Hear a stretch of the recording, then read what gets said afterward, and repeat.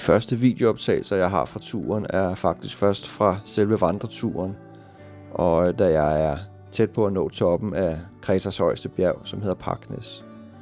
Men det ligger et par dage fremme, så vi starter lige med nogle fotos fra selve byen Rania, hvor jeg lander og bor den første nat. Og dernæst så tager jeg så bussen dagen efter tværs over Kreta ned til sydsiden til en lille fiskerby, der hedder Sfakia, hvor jeg igen overnatter. Og så den efterfølgende dag tager jeg så en anden lille bus, lokalbus, op til en bjergby, der hedder Anopolis, hvor jeg også skal overnatte. Og så er det faktisk først på, hvad vi er ude i, tredje dagen, ja, at jeg skal op mod selve bjergkæden, der hedder The White Mountains. Og der har jeg så en aftale med en ung gut, som jeg har skrevet med hjemmefra, som har en firehjulstrækker, og han vil gerne køre mig op til startstedet, op i bjergene, hvor jeg kan begynde at vandre fra. Så vi kører afsted op mod bjergene, og da vi når omkring de her 1600 meters højde, så kan han ikke køre mig længere. Så der bliver jeg sat af og siger pænt tak og farvel til min gode ven der, som har kørt mig derop. Og så kører han tilbage. Og så står jeg så der, midt oppe i bjergene. Solen er lige på vej op, helt alene. Og jeg har en plan om, at jeg skal op på toppen af det her bjerg, som er yderligere 1000 højdemeter. Så det er de første par timer, der går med at gå derop. Og det er faktisk først, da jeg er ved at nå toppen, at jeg så begynder at filme. Men nu starter vi videoerne, og de starter, da jeg er lige ved at nå toppen af det første bjerg, som hedder Paknes, og som efter sigende skulle være Kretas højeste bjerg. God fornøjelse. Jeg er ikke helt oppe endnu.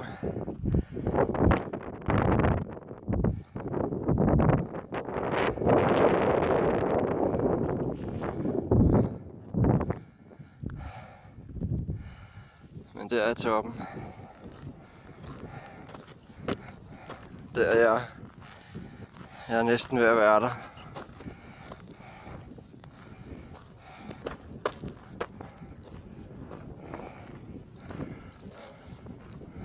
Det føles næsten som om jeg kan røre det, hvis jeg strækker en arm ud.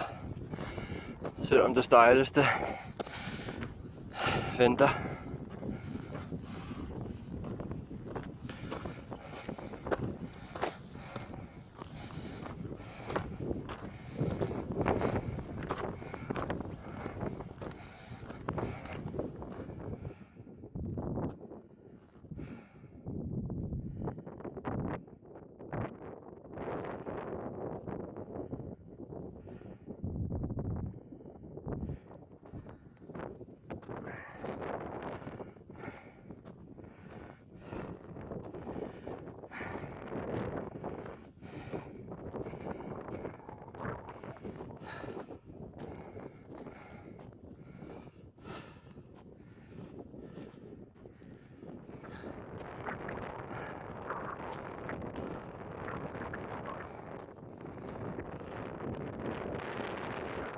Støj her i vinden.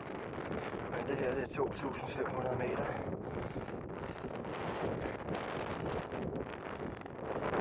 Så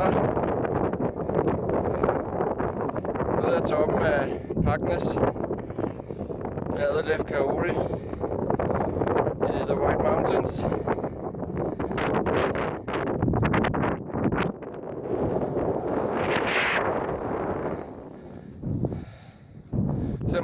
Meter.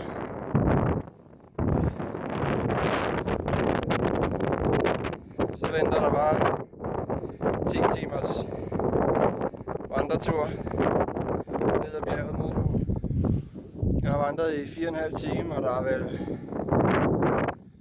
7 tilbage. Og der er ikke helt tidsplanen. Lige nu er jeg ude i middle of nowhere. Point of no return. Så for det ikke skal være løgn, så jeg er på vej ned ad toppen. Gik selvfølgelig forkert. har mistet en hel time.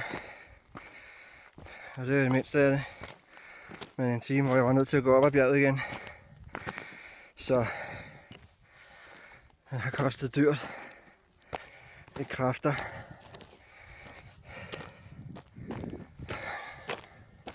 Jeg er nået til det, de kalder motorvejen.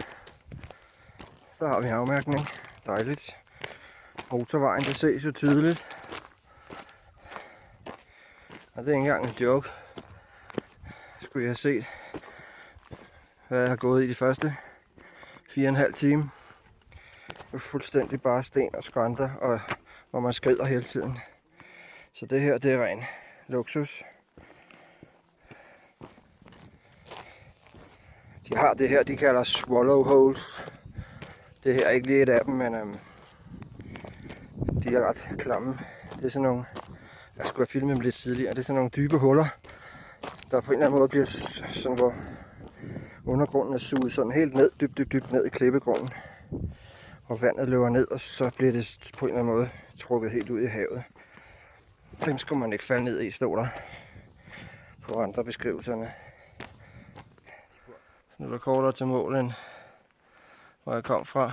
Jeg er nået til et sted, hvor der er en brønd midt i det hele. Desværre så har jeg forberedt mig godt og læst, at vandet ikke kan drikkes. Desværre. Jeg har stadig en 5 timer endnu. Jeg har 3 liter vand tilbage. Jeg håber det holder, ellers så drikker jeg sgu lortet.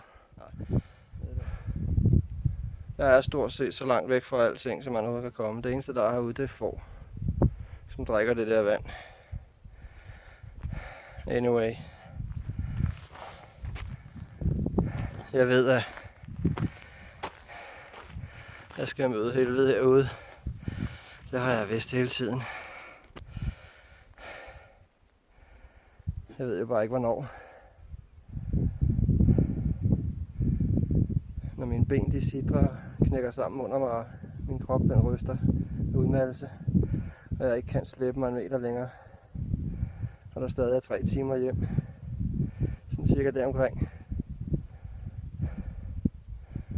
Jeg kan godt mærke, at det begynder at gøre nas.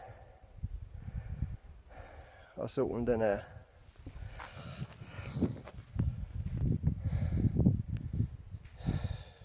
bare ubarmhjertig. Jeg skulle endnu højere op. Jeg skal åbenbart op over et eller andet bjerg. Vilandu eller noget. Jeg ved ikke om jeg kan komme op over. Det er helt sindssygt. Dem der har lavet den her rute, hvad tænker de på? Til gengæld så kan I få lov at se. Det er det, de kalder The Samaria Bowl. Det er simpelthen her, Samaria-kløften udspringer.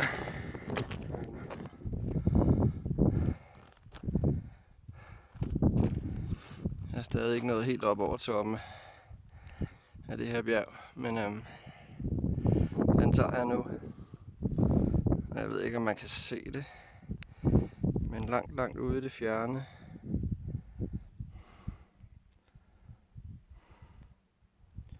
Der ligger det refugie, jeg skal ned til. Ja, der er desværre lige et ekstra bjerg, inden jeg når derud til. Jeg har gået i 6,5 timer, eller 7 timer.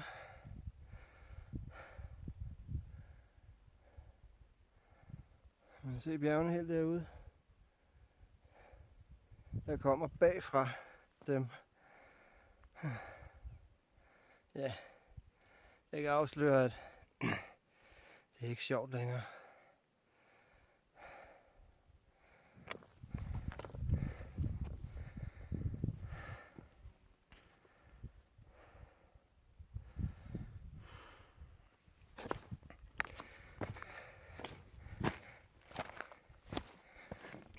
har ikke styr på tiden. 7,5 time.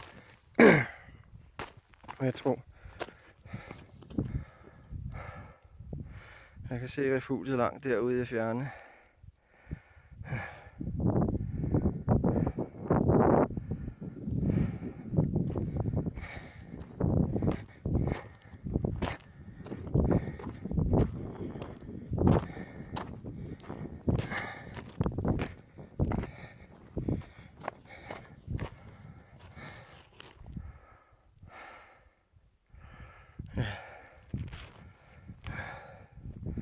Nu kan man se Ranja helt derude. Det der hvide og øen.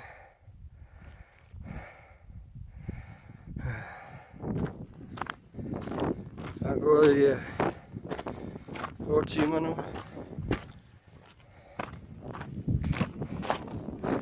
Mine fødder, mine ankler, mine lægge og mine knæ har det som om jeg har fået boret knive ind i dem.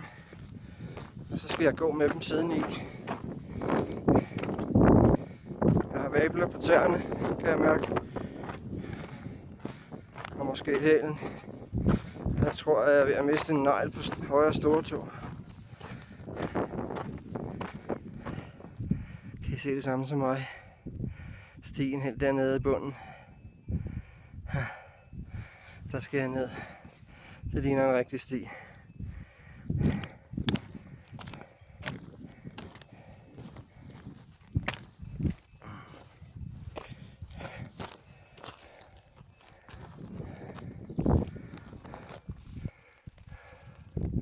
Det ligner noget bjergkrystaller eller noget. Eller jeg har ikke forstand på den slags. Se.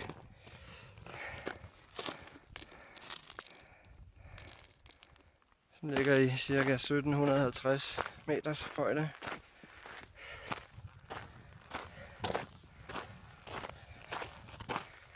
Både i 8,5 timer, tror jeg.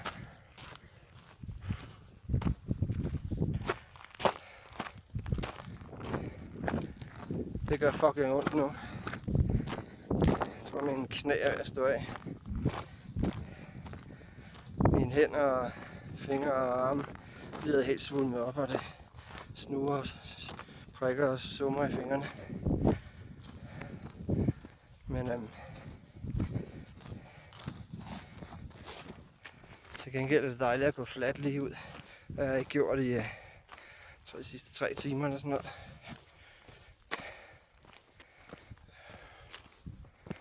Så jeg tror, der er 1,5 time tilbage nu til refugiet. Jeg har fundet skygge op ad en klippe. Jeg troede, jeg var tættere på, da jeg før sagde 1,5 time.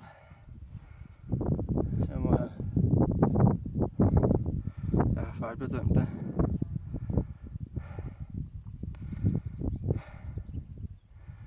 Jeg kan simpelthen ikke gå mere. Jeg kan se, at jeg skal opad nu. Op over en klippe.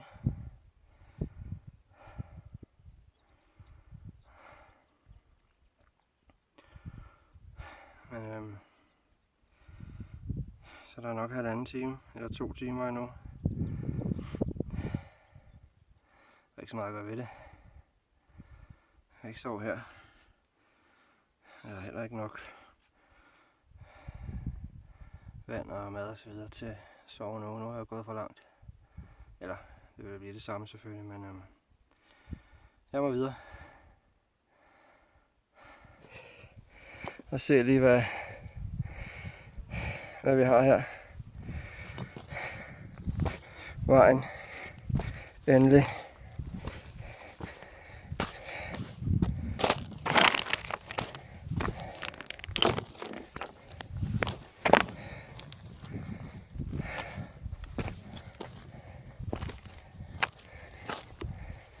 Der er den simpelthen.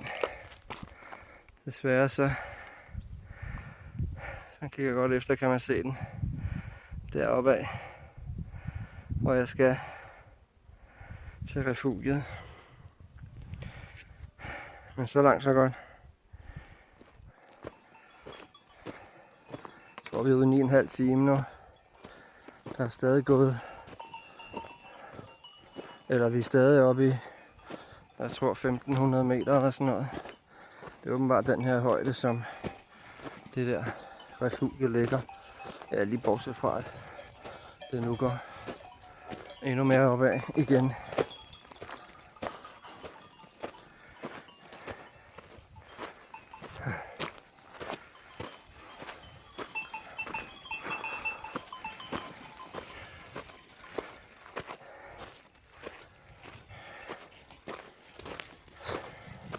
Sidste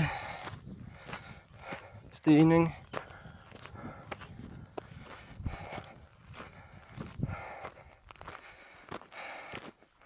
Så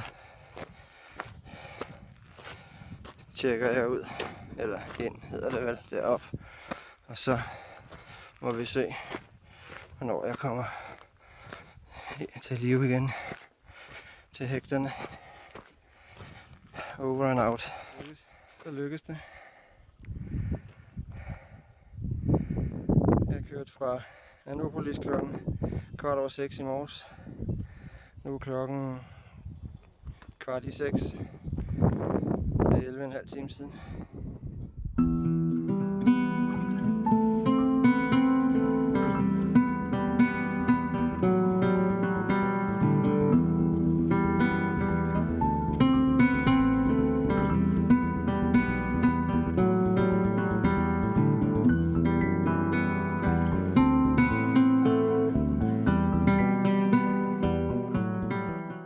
Så er det dagen efter den der tur hen over de hvide bjerge.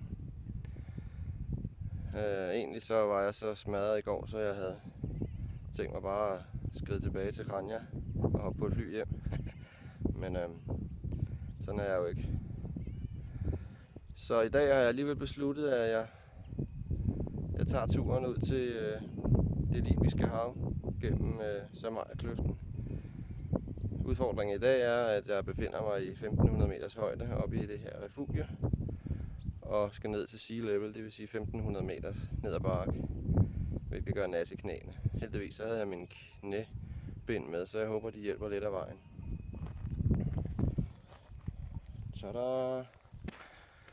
Så det er bare derudad. Det er en vandretur på en 6-7 timer, i hvert fald 6,5 timer. Det skulle gerne blive rigtig smuk.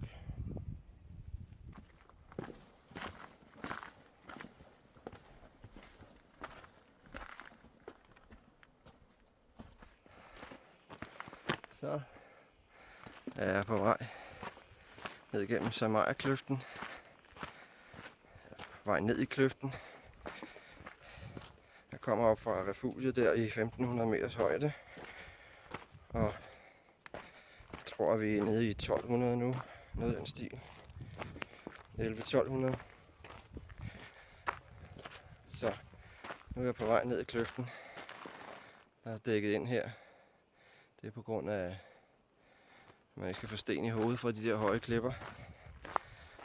Det her er jo sådan en lidt mere turistet vej, hvor de kører busser ud og læser folk af. Anyway, turen her er på, altså lige den her del er jo på 18 km, og så plus det jeg kommer derop fra, så det er vel en 22-25 km alt i alt. 6-7 timer. Så havner jeg ude i Rumeli, og jeg skal have båden.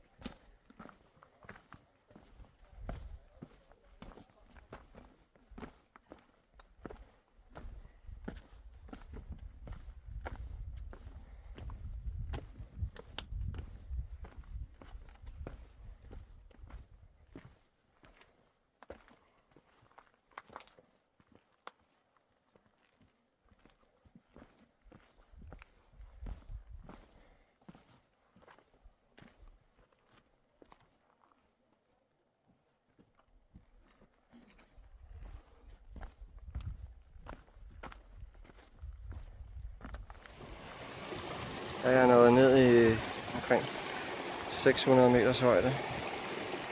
Startede i 1500 her til morgen.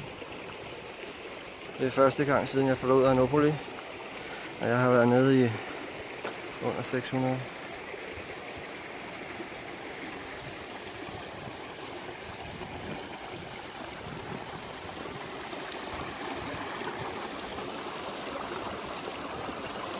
Det skulle være renere end det, du kan købe på flaske, det her.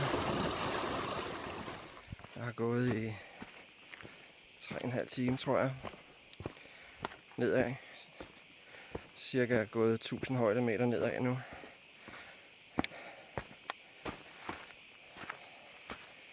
Op fra det her shelter i morges. Og jeg var super frisk. Stod op der og havde sovet 9 dejlige timer og indåndet den friske bjergluft. Kiggede ud over kløften og 1500 meters højde. Det var helt fantastisk, og jeg var fuldstændig ovenpå. Det var så der, jeg tog beslutningen om at gå den her.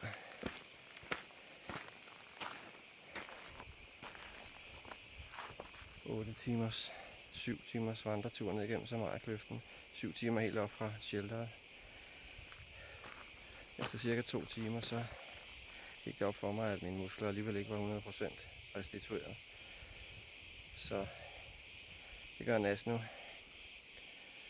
Men det er en flot tur. Helt vildt flot. Jeg skal bare ned og nå færgen kl. 5:30 i Arghea Roumeli. Jeg tror, der er en 3-4 timer dernede endnu.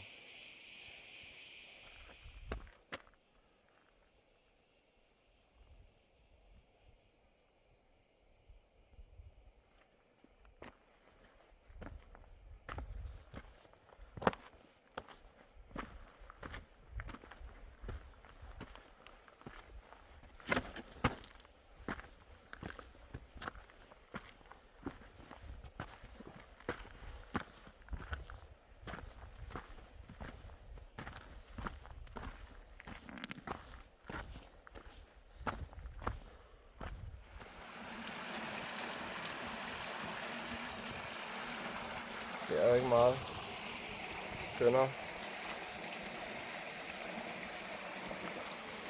Der er helt vildt flot herude i den her kløft.